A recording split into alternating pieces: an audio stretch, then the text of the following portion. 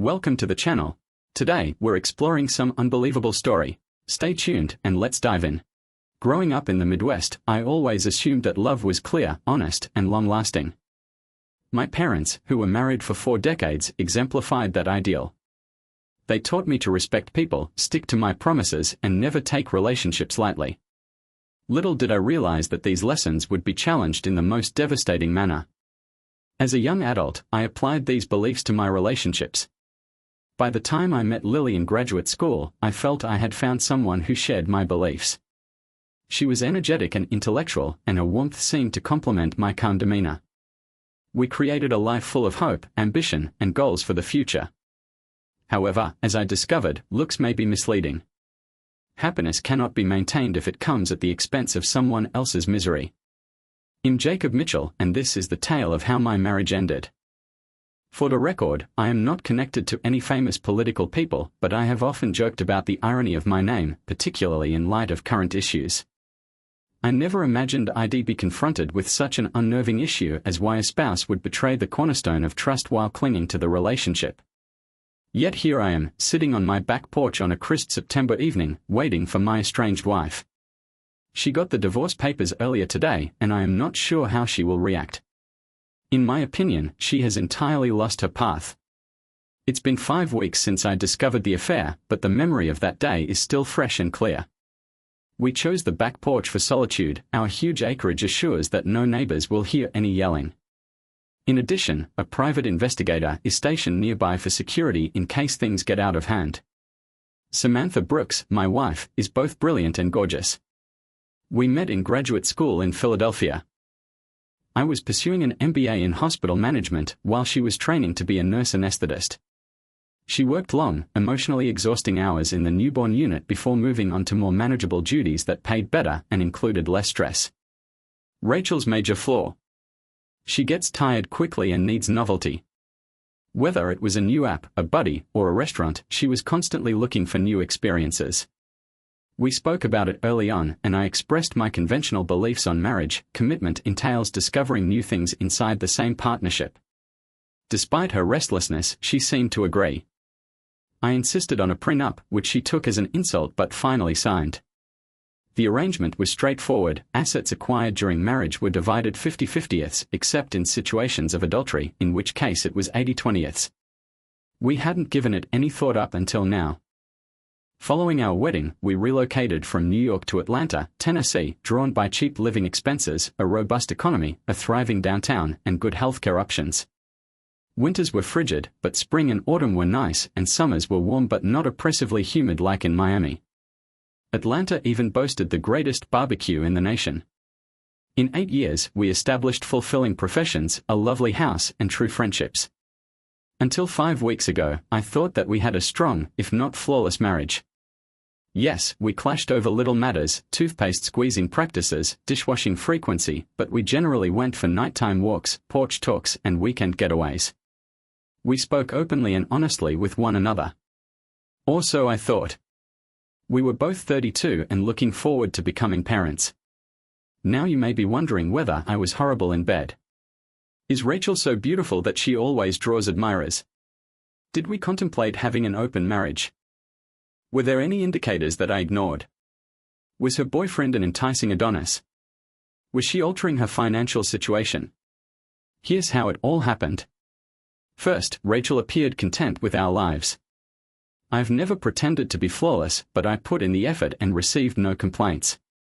Second, Rachel is beautiful, witty, and intelligent, a mix of Irish and Italian descent, 57 with a blend of blonde and brunette hair. Third, I noticed no warning signs. If I miss them, it's on me for not paying attention to her love for novelty. Fourth, I've never been unfaithful, apart from friendly hellos or goodbye hugs. Fifth, her affair partner is attractive but not overwhelmingly so, around my height, 61, with a similar build, blonde hair, and blue eyes. He is a 26-year-old medical student who has been working in the operating room for 2 months. Sixth, although he may earn well in the future, his present financial situation does not compare to ours. She makes $90,000, and I earn double that. This all began 5 weeks ago, in late August. I attended a healthcare administrator conference in Cincinnati for 3 days. It was meant to be 4, but I departed early since the third day's seminars did not interest me. It had been a fruitful trip. I had met colleagues from my area, networked, and had some laughs over beers. On the third day, I informed them I was leaving early. The following morning, I drove back, listening to a podcast on World War I. I took my time on the almost 3-hour journey, hoping to surprise my wife, who was about to begin a 3-day break. I left at 5 a.m., expecting to wake her up about 8 a.m., but when I arrived home, her car, a 2022 silver Honda Accord, was not in the driveway. It hadn't rained in a week, so I was certain she hadn't parked in the garage. Confused, I looked inside the home. It seemed untouched. The bed was made, which is unusual unless it was laundry day, and there was no leftover supper in the fridge. I phoned her, but it went to voicemail. We both used the Find My Friends app to follow each other's whereabouts, so I checked and saw her phone was near the airport. Worry crept in. Our home is located in northeast Atlanta, near the Riverwood Golf Course, where we are members. The airport, however, is located across town. After 15 minutes, I contacted Rachel again, attempting to seem casual. When she responded, everything changed. "Hey, babe," Rachel said, her voice drowsy. "Why are you phoning early on my day off?" "I'm sorry, Rachel," I responded, trying to sound calm. "I simply missed you and had some time before my morning class. I wanted to hear your voice." "It's fine, Ethan. I'm always happy to hear from my favorite husband," she said. "You sound like you are still in bed." "I will let you relax. I just wanted to say I love you," I told you. "And I'll be home for dinner tomorrow unless you need me back earlier." "That's lovely," Rachel remarked, "but I have errands and dinner arrangements with Lily and Sophie tonight. We planned it weeks ago." Before she could stop the conversation, I said, "Before you leave, could you please check the top drawer of my nightstand for the pen you gave me? I thought I had lost it." "Ty, I really want to go back to sleep," she groaned. "Can I check later and call you before lunch?" That was the incorrect answer. Normally, Rachel would have answered, "I'll check right now, and if it's not there, I won't be happy about losing my gift." My pulse raced, but I kept my tone calm. "Okay, Rachel, just don't forget to check. Go back to sleep. I apologize for waking you." "Thanks, babe," she said quietly. "I will call you shortly. I love you." I couldn't even respond, "I love you too." I hung up and went to my vehicle, hoping for a miracle but anticipating the worst. The journey to the airport took 30 minutes rather than 40. I was fortunate not to get nabbed for speeding. The Find My Friends app revealed that her phone was still in the same area. If she examined it and discovered I was near, we'd have a severe argument, but I doubted she would. She was likely too distracted to check. The GPS sent me to the Hampton Inn near the airport. To avoid being noticed in my black Chevrolet Malibu, I parked at the far end of the lot before moving to an adjacent lot at a neighboring Quality Inn. I watched the entry, trying to hold back tears and comprehend everything. Was she really cheating? Could there be an innocent explanation? Yet nothing made sense. If she wanted to unwind, she'd stay at home or someplace comfortable. After an hour of waiting, I finally spotted Rachel and the young guy. They were holding hands and sharing kisses as they walked out of the building. My heart fell. I secretly snapped a couple shots as they kissed again before getting into his vehicle. I recalled meeting Brandon Scott, a medical student, in the hospital 2 months ago. He had an aggressive air and a forceful, even combative handshake. I disliked him at the time and told Rachel about it. "Ethan, you know doctors can be narcissistic idiots," I told him. "Justin's not like that," she said dismissively. I struggled to remain calm as I watched them together. What were my options? Should I attend court? Hire a private investigator? I needed to devise a strategy, so I pushed myself to think clearly. Given their absence of overnight baggage, they were most likely simply heading out for dinner before returning. I used Find My Friends to look up their whereabouts and discovered they had stopped at a restaurant 2 miles away. I had some time. I strolled into the Hampton Inn lobby, which was almost empty save for a middle-aged lady at the front desk. She gave me a pleasant grin. "Good morning, how can I assist you?" she asked. I saw her name tag and the wedding band on her hand. Hi, Susan, I'm Ethan, and I need your help, I said. Nice to meet you, Ethan, she added, her grin remaining constant. What can I do for you? Do you need a room? No, I said. Did you spot a couple, a brunette lady and a young blonde man, leaving approximately 15 minutes ago? Her grin faded, replaced by a look of anxiety. Yes, I did, she said. What is going on? The woman is my wife, I responded, keeping my voice calm. I suspect she's cheating on me with that man. Susan's face became uncertain. I'm not sure how I can help with that, she told me. Susan, please, I said, leaning closer. I just need to check their room for confirmation. Housekeeping may accompany me. I will not create any problem. I only need 2 minutes. She hesitated before responding, you seem real. I saw the pair, but I try not to become involved in other people's affairs. Could you please provide me the woman's name, I asked. She paid with her credit card. Her name is Rachel Carter, I said, offering to supply the card number. She quickly examined and verified it. Could you contact housekeeping, I asked. No need, she said, increasing her voice. Thomas, a porter, appeared. Susan, I will be gone for 5 minutes on the 3rd floor. You're in charge, she added, motioning me to follow her. We rode the elevator silently. In room 319, she scanned the keycard. It became green. I stepped in as she kept the door ajar. I instantly saw men's clothing scattered, shirts, khakis, and loafers. Rachel's beige shirt and dark blue skirt lay on the far side of the bed. My heart fell. I shot images and a 60-second video, speaking while recording. I'm in room 319 at the Hampton Inn near Atlanta Airport. It's 5:10 a.m. on Wednesday, September 15, 2024. My wife, Rachel Carter, booked this accommodation using her American Express card. She checked in last night with Brandon Scott, a hospital medical student. The evidence implies they stayed here overnight.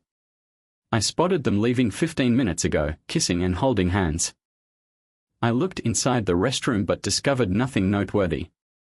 Before leaving, I gathered a few objects, thinking DNA testing may be useful, or simply to make Rachel uncomfortable. Tears began to fall again on the elevator.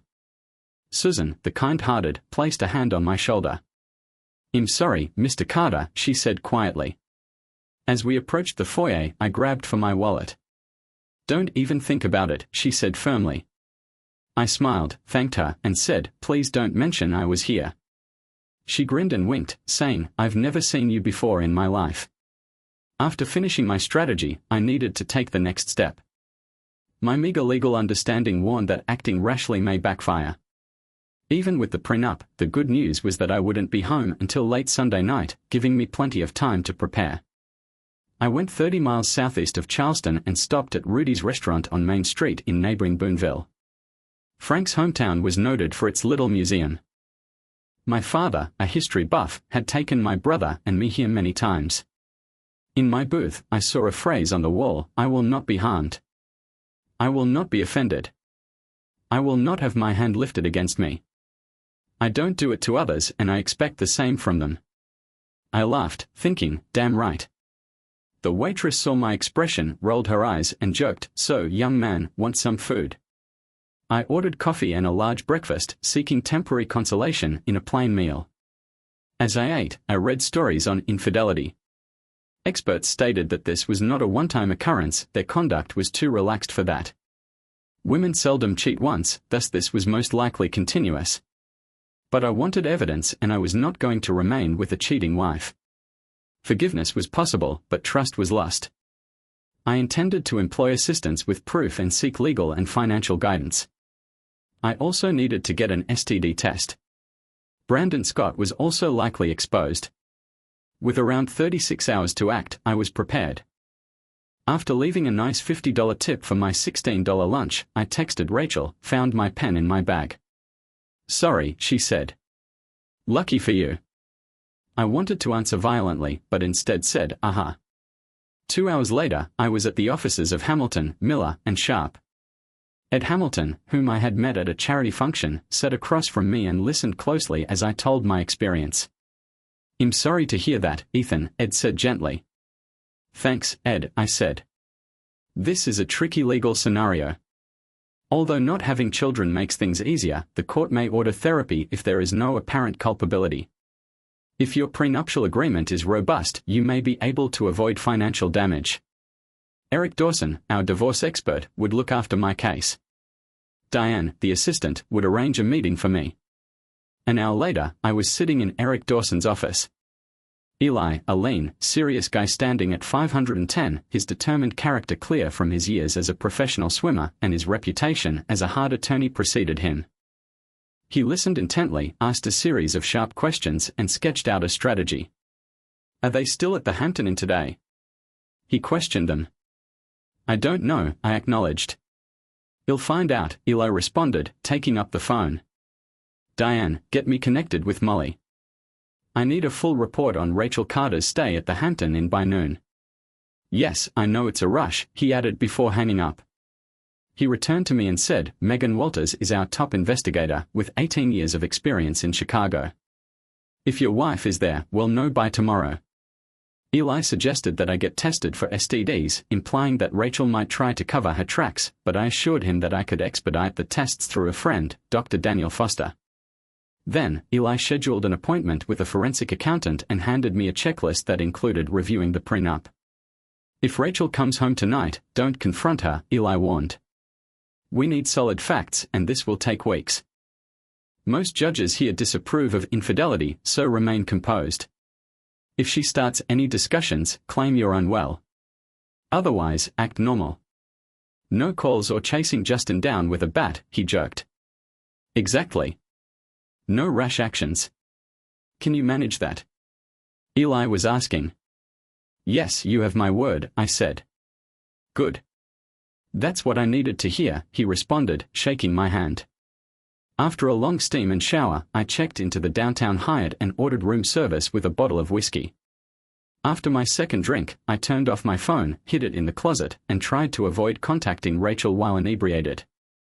I spent the night crying, angry, and frustrated until I passed out. I awoke at 7 a.m. with the worst hangover since college.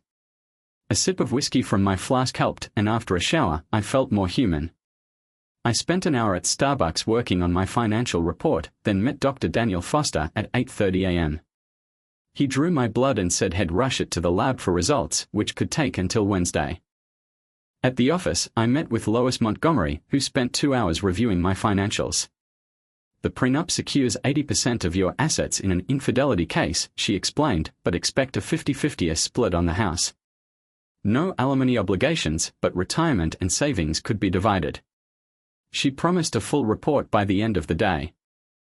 I then encountered Eric Dawson again, who was chatting to Molly Elkington, a sharp-eyed lady with short brown hair. Her strong handshake and the tool on her belt made it apparent she was not to be trifled with, and after quick introductions, she went right to work. Mr. Carter, your wife is involved with Brandon Scott, she stated. Thanks to Susan, we installed audio-visual surveillance at the Hampton Inn, she told me. She also mentioned she has a lovely niece in Cedar Grove, in case you're interested someday. Molly gave me a plastic packet. This contains photos and a video on a thumb drive. I suggest you don't look at them unless prepared for the impact. Molly detailed their activities. They checked in at 1 p.m., departed for supper at 6, returned around 8, and checked out about 10. She gave over the proof, conveyed her condolences, and left. Eli poured me a shot of whiskey to calm my anxieties, which I drained in one go. We discussed the next steps, and I gave him an update on my blood tests. What's your ultimate goal, Ethan? Eli responded, what matters most when this is over? I paused. I need to leave as soon as possible. I can stay calm and avoid rash actions, but being near her makes me sick. Please make sure the prenup terms are upheld. I can accept splitting the house and minor assets, but I don't want her to benefit financially at my expense. I also want to maintain my dignity and ensure everyone knows she was unfaithful. I don't want to involve the hospital, as I work there, but I want it known that we broke up because of her affair. Eli replied, the prenup should hold.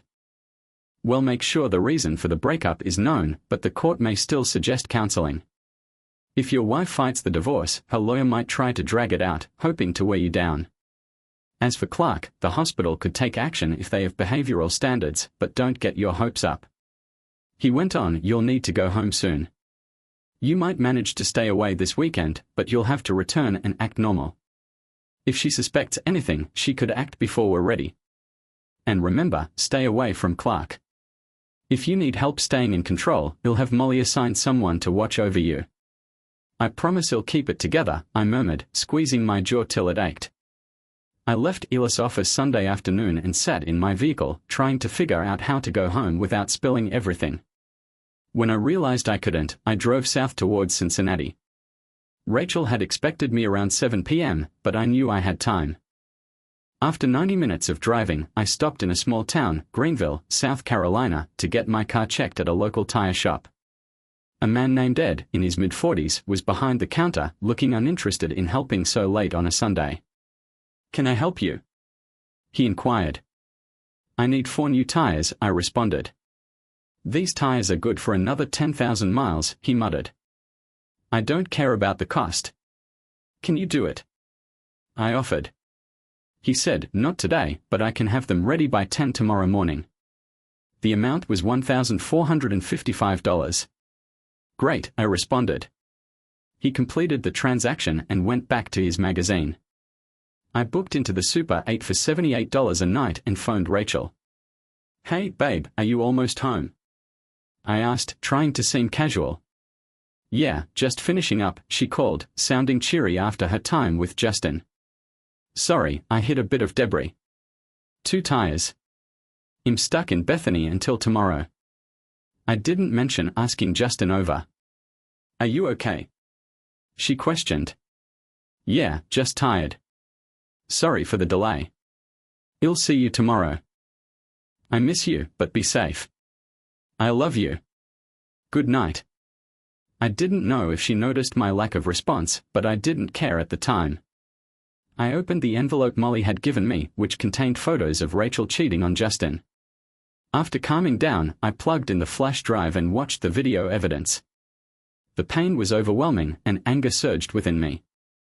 Rachel's betrayal shattered me. ID never seriously considered being with another woman in 8 years of marriage. ID noticed attractive women, but breaking my vows was never an option. Rachel, who had been offended by the prenup, now seemed selfish and only concerned with her own desires. The heartbreak was real, but my anger outweighed it. The coming weeks would be difficult, but I'd play my part until I could leave and Justin would face by 11:30 a.m. My car had new tires and I had run out of reasons to put off going home, so I went back to Ed's tire shop, where he seemed more upbeat and likely planning to sell my old tires for extra money. I ate fast food tacos for breakfast and washed it down with coffee. I considered ways to mess with Rachel's mind, but the thought of touching her repulsed me. Before returning home, I made a detour near Des Moines and arrived at 1:30 p.m. Rachel's vehicle was in the driveway and I stepped inside to the sound of light jazz. She was washing dishes, dancing to the music, unconscious of my approach, when I grabbed her from behind and she jumped. "Damn, Ty. You scared me. Let go," Rachel said, her voice irritated. My eyes spotted a mark on her neck, but I pushed myself to remain calm. "What the hell, Ty? Now I have a mark, and he'll be embarrassed at work on Wednesday," she lamented. "Just tell them your husband got too eager," I mumbled, moving away. Before she could answer, I walked upstairs, unpacked, bathed, changed, and returned down.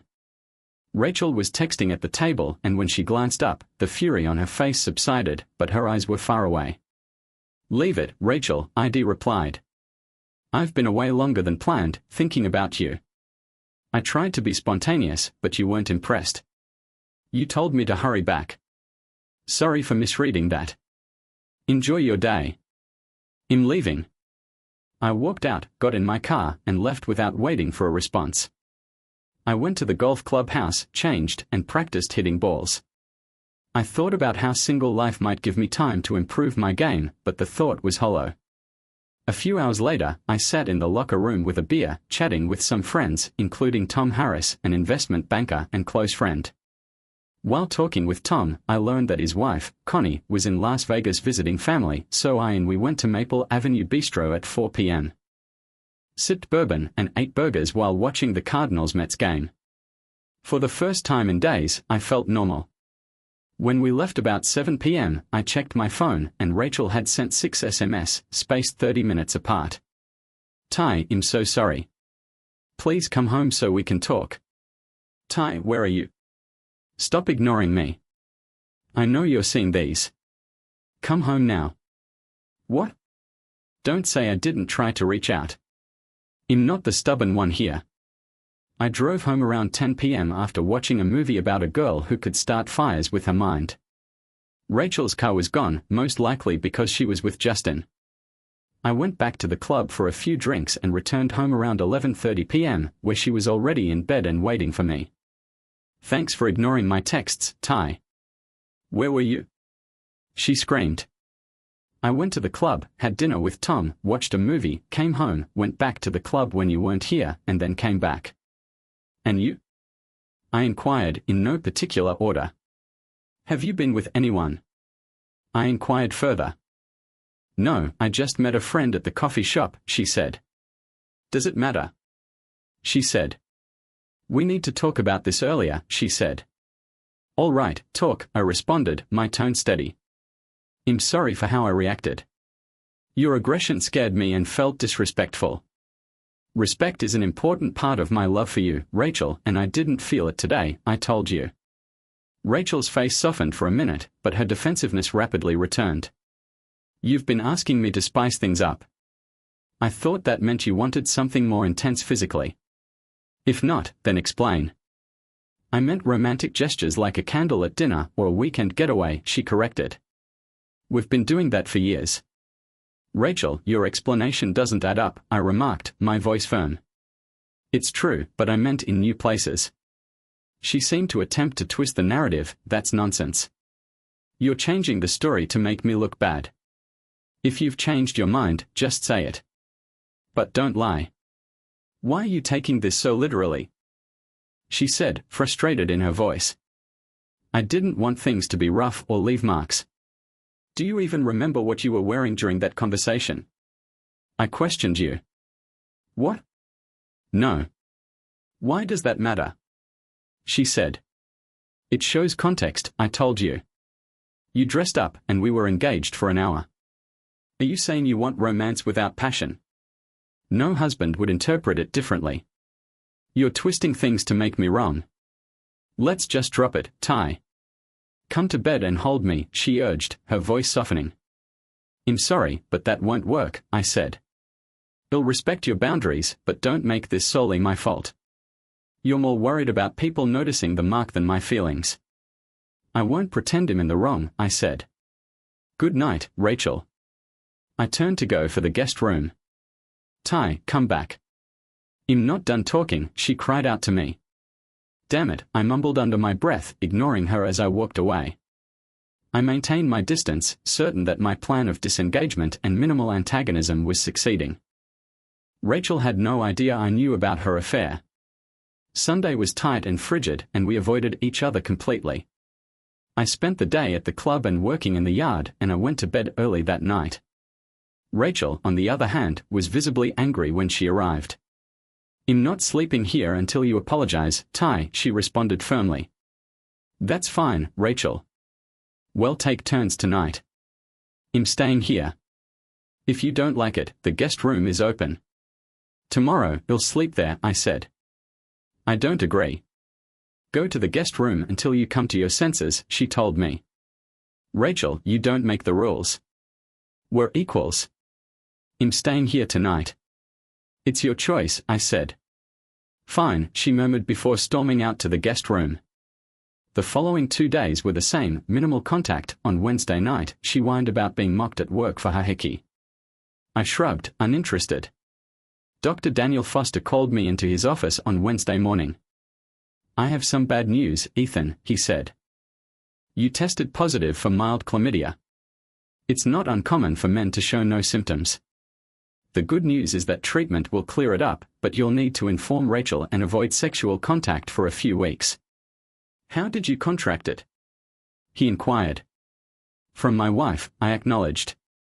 She's been unfaithful. Dr. Patient confidentiality, please, he requested softly. I'm sorry to hear that, Ethan. I thought your marriage was strong. He ordered the medicine and told me that Rachel needed to know as soon as possible since untreated chlamydia may create major issues for women. Waiting more than 48 hours would be irresponsible. I understand, Stan, I said. Later, I recounted everything to Eric Dawson, who found my withdrawal strategy humorous but urged me to be discreet. The STD diagnosis changes things, he said. Even as a lawyer, I can't condone withholding health risks. You have 48 hours, so act within 24. Let's meet tomorrow at 8, he said. Rachel came home at 10 p.m. That night, hours after her shift ended. She looked at me, sighed, and went upstairs without saying anything. Normally, she would have joined me for popcorn and wine, and the realization that those moments were gone filled me with a deep loss. I felt betrayed and knew that staying with Rachel after her affair was impossible, but a part of me still loved her, mourning the loss of what we once had. The following morning, I found myself in a conference room at Unity Health's corporate headquarters with Eric Dawson, Molly's investigator, and attorney Michael Tanner. It's time to take action, Ethan, Eli told me. The STD diagnosis changes everything. Have you thought about how you'll tell her? Yes, I want her caught off guard before she's served, I said. I'm considering sending an anonymous tip to her OBGYN about the chlamydia. That way, the doctor can inform her and Molly can confirm that I sent it, proving I acted responsibly within the 48-hour window.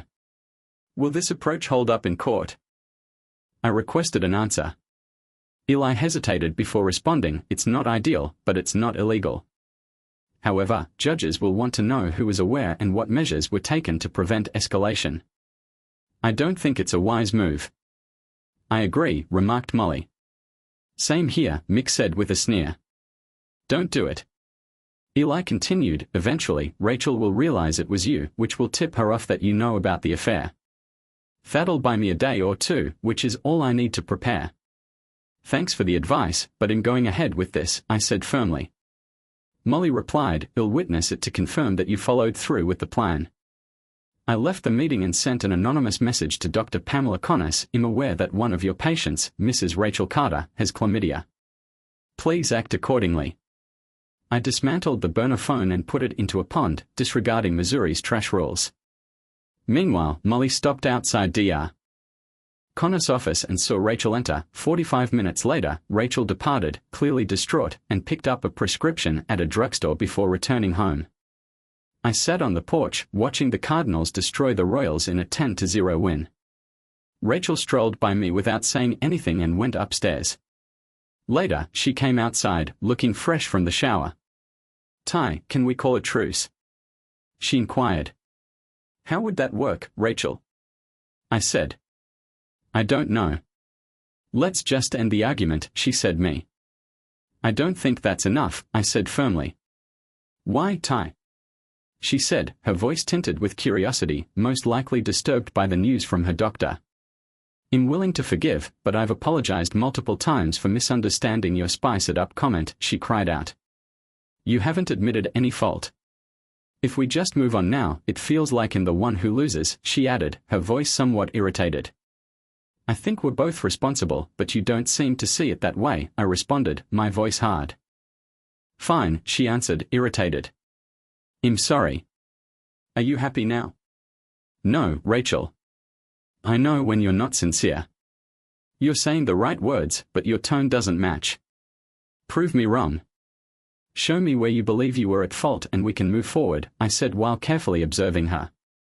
She looked at me briefly and there was a flicker of sadness in her eyes. Perhaps I had misjudged her and she was ready to apologize. Could I forgive her and save our marriage? The thought scared me, but I didn't need to worry. Her expression quickly shifted to one of defiance. You're so stubborn, Ethan, she remarked, shaking her head. I apologized, but it's never enough for you. If this doesn't get fixed, it's on you, she continued. I breathed carefully and responded, well, Rachel Abbott, I can hear the right words, but I know you don't mean them. If you can find one friend who agrees in being unreasonable and that you've done nothing wrong, he'll accept it. Her look was harsh and she rose up, rushing inside. I let out a big sigh. It had been about a week since I discovered her deception, and the following several weeks would be rough. The next morning, I was in my boss office and Victoria Carter, Unity's strong but fair CEO, listened closely as I described my personal circumstances. "I'm sorry to hear that, Ethan," Connie replied, her tone filled with compassion. "Divorce is difficult. I know from watching my parents go through it, but I need to know you'll stay focused and committed to your work here at Unity." "Connie, I'm hurt, but I'm not broken," I said, attempting to keep my cool. "I won't let this affect my career or my dedication to the company." "Good," she said, her face softening. "There's a hospital CFO conference in Washington, D.C., next week. Normally, I'd pass on having you attend due to budget constraints, but I think this time it would be beneficial. It runs Wednesday to Thursday. If you want, you can visit your family on the East Coast over the weekend, but you'll need to cover those expenses yourself."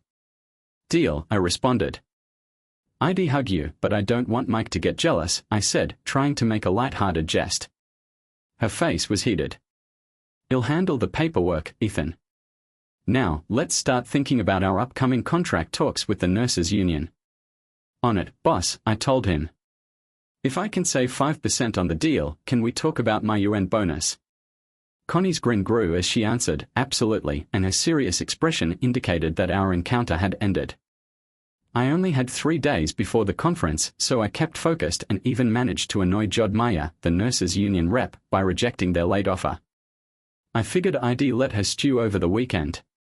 On the way home, I called my father and brother to let them know I'd be in the area and wanted to see them. Despite the short notice, they promised to make time for me. I hadn't told them about my problems yet, but I knew they'd be supportive.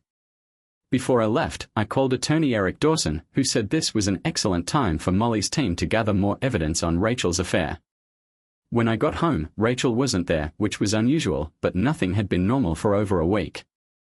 It was her second day off, and we had no plans, so I decided to go for a run. Running a few miles a couple of times a week had always helped me clear my mind, so I pushed harder today, hoping to exhaust myself enough to sleep. My world was collapsing, and running allowed me to think. Rachel's betrayal weighed heavily on me. Just 9 days ago, I thought she loved me as much as I loved her. Her broken vows shook me deeply. Was any of this my fault, I wondered, as I tackled the first hill? Maybe I had been too focused on work and not on our marriage. Other questions surfaced. How would she react? Would she confess or make excuses? Would she ask for forgiveness? I knew I couldn't stay with her if I doubted she'd leave town. She'd probably remain and attempt to show that divorcing her was a mistake. When I reached the second hill, I realized I wasn't running hard enough. If I still had energy to think by the time I completed, I wasn't pushing myself enough. I wanted to be spent, that was my aim. Rachel was still missing by 11 p.m., so I went to bed after dinner and 2 episodes of Ted Lasso. It was the first time we'd gone more than 12 hours without knowing where the other was. I took melatonin and Motrin for my sore collarbones and slept until 7 a.m. The next morning, I noticed her door was shut. She must have come home late, because I heard nothing inside. I had coffee, bagels, showered, changed, and went to the golf course, where the late May weather in Atlanta was perfect.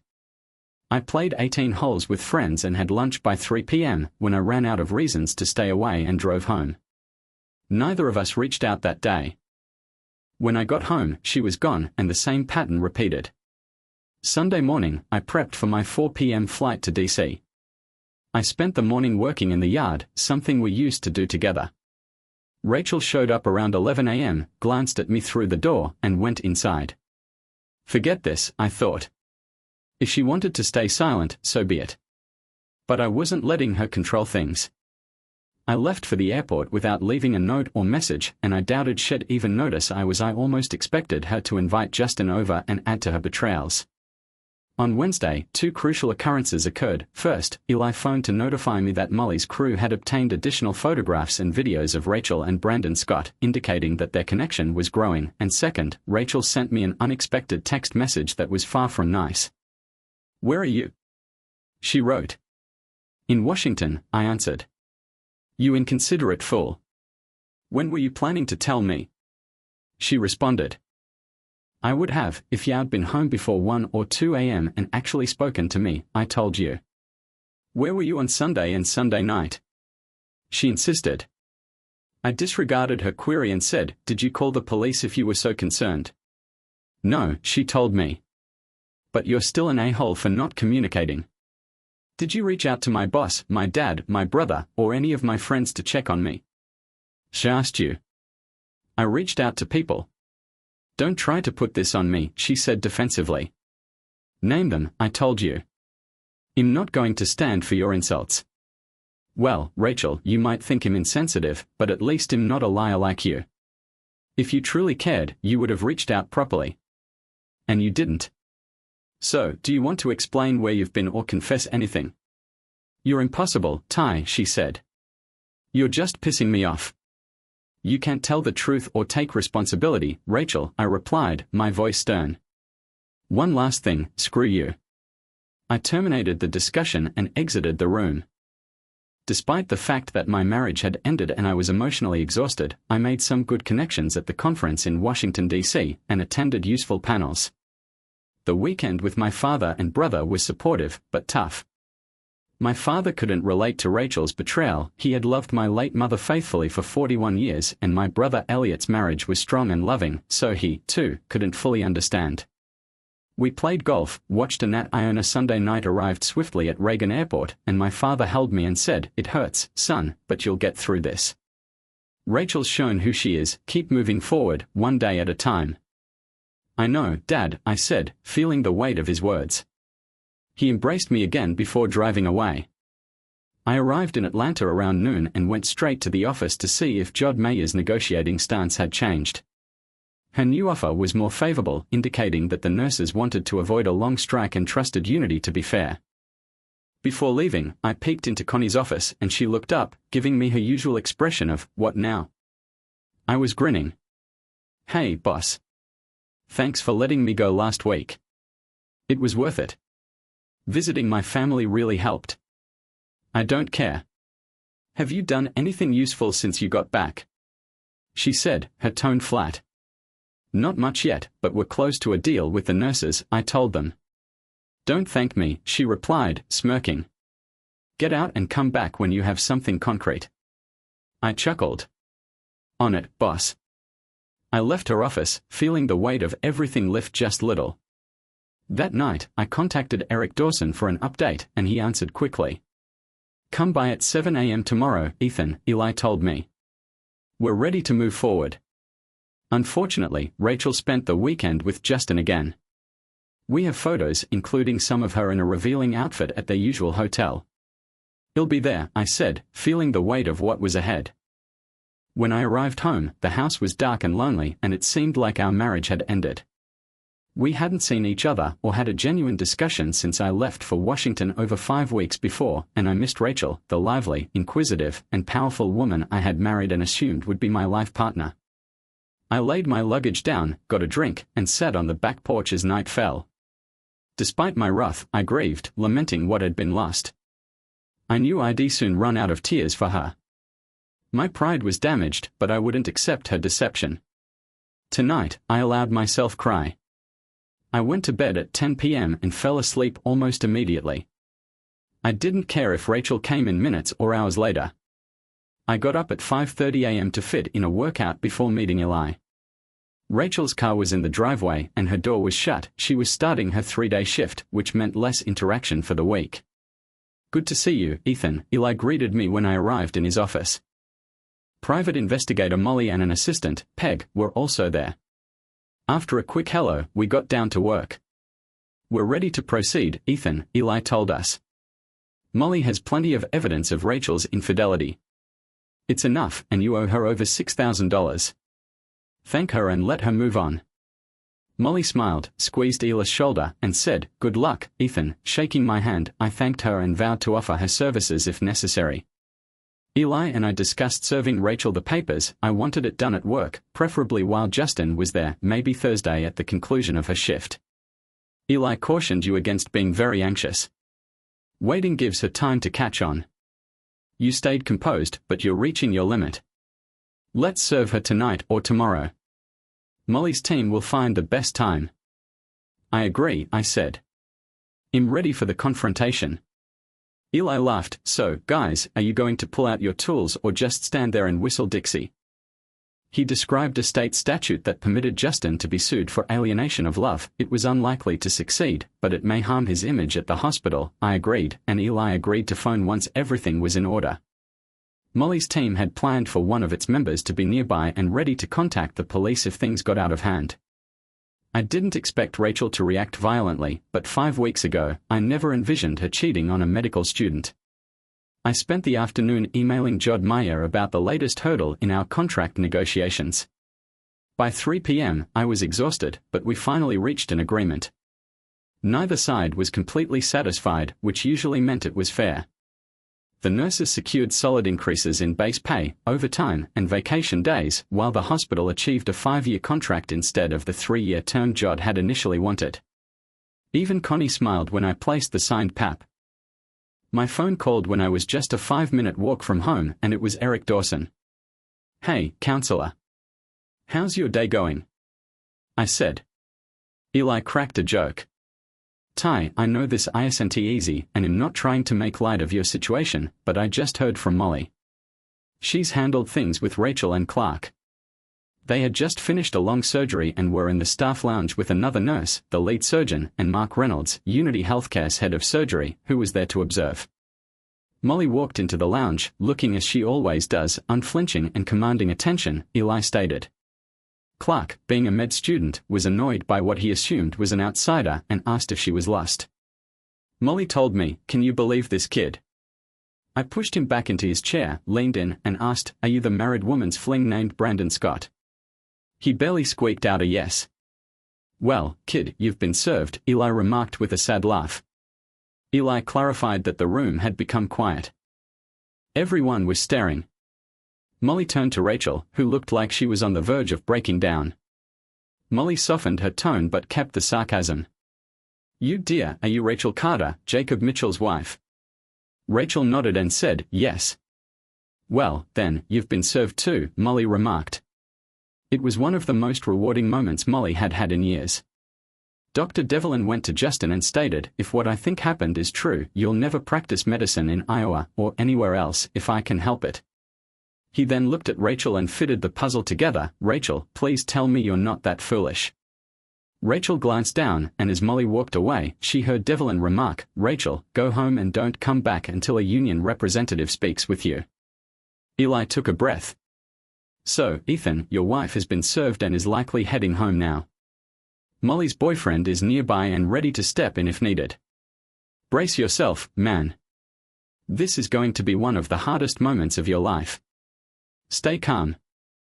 Don't raise your voice, and if things get overwhelming, step outside or leave the room. You'll get through it. The worst is behind you." I thanked Eli and told him I'd call him later with an update. We talked a little longer, going over the next steps, and I felt like Eli wanted to stay on the line as long as possible to support me through what was coming. Just as we were wrapping up, I heard Rachel's car pull into the driveway, and my heart was pounding. I thanked Eli and told him I'd call him once everything was finished. I strolled outside, trying to maintain my cool. Rachel came in, and we caught eyes. She looked dreadful, definitely crying on the way home. Her eyes were red, and she had that old, protective expression. "How long have you known?" she said, her voice shaking. 3 awful weeks, Rachel," I responded, my voice calm but heavy with the sorrow I'd been keeping in. "How did you find out?" she inquired, but I didn't react right away. "I came home early from a conference in Washington to surprise you and spend time with the woman I loved. I got home early Sunday morning, but you weren't here.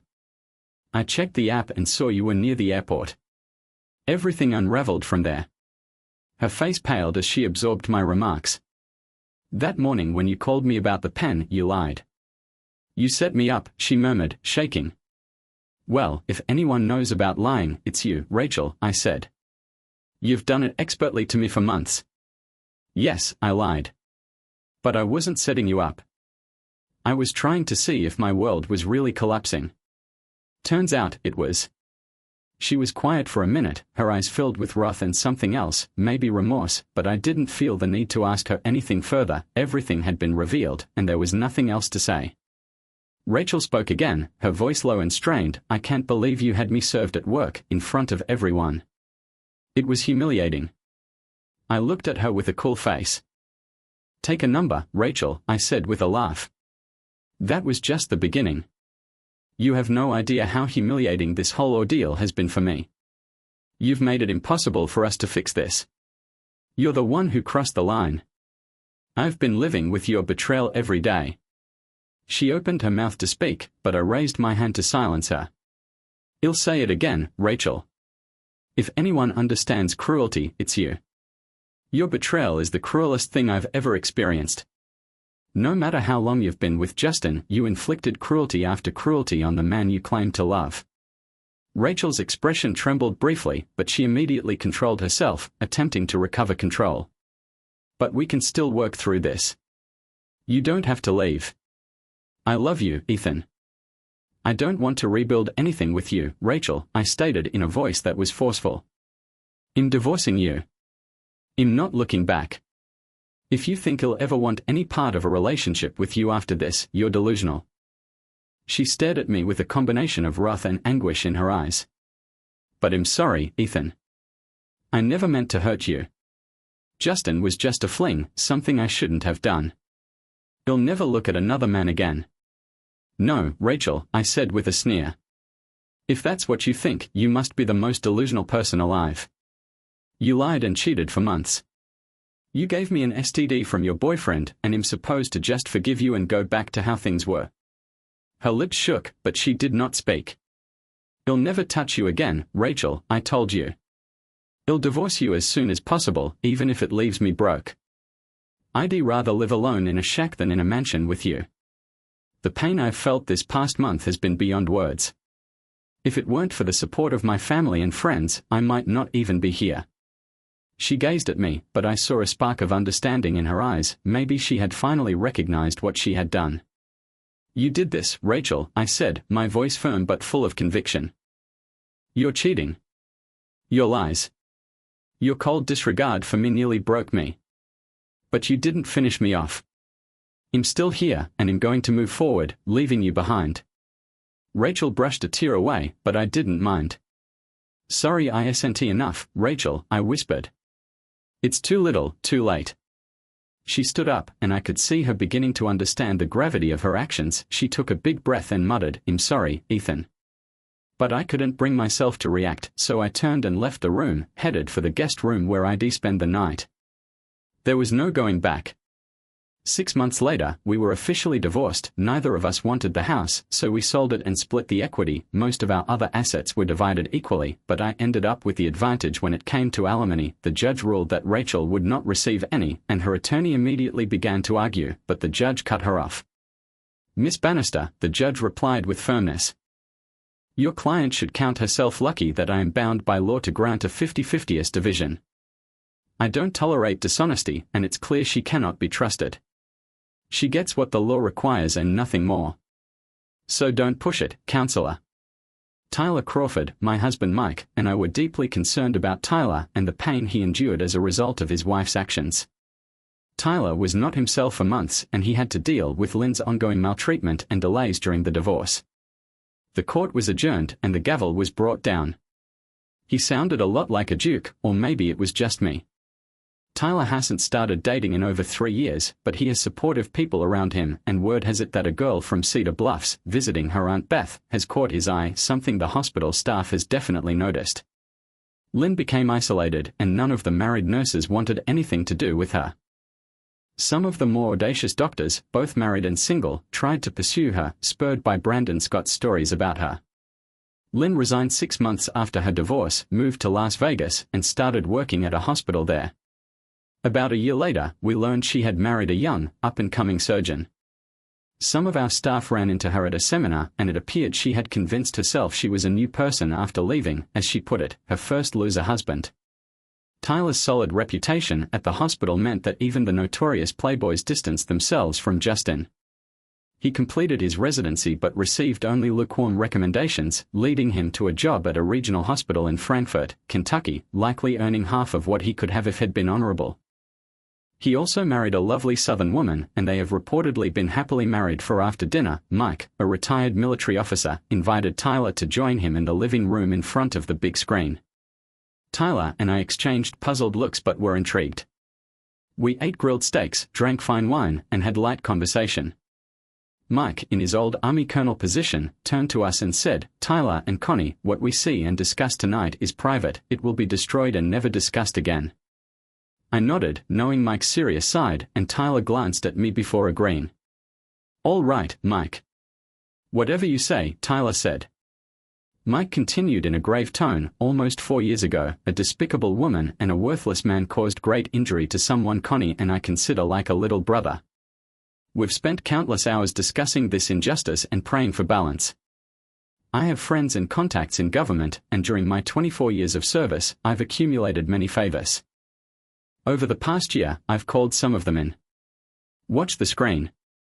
We sat in quiet as the screen came to life, and for the next 20 minutes, we saw 2 films that left us astounded. The first video featured Dr. and Mrs. James Thaddeus of Las Vegas, Colorado.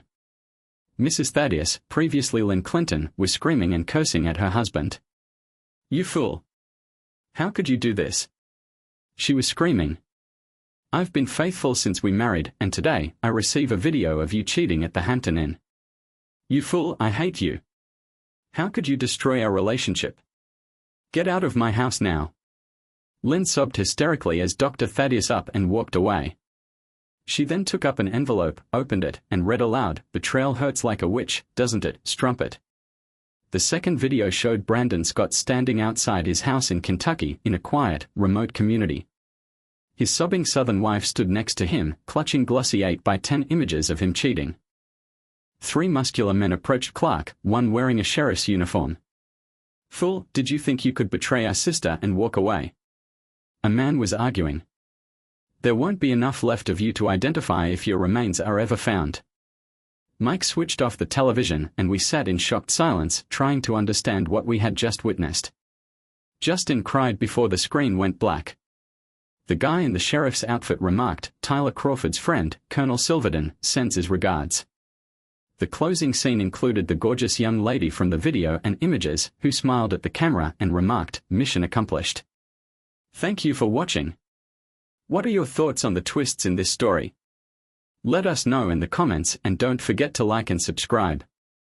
See you next time.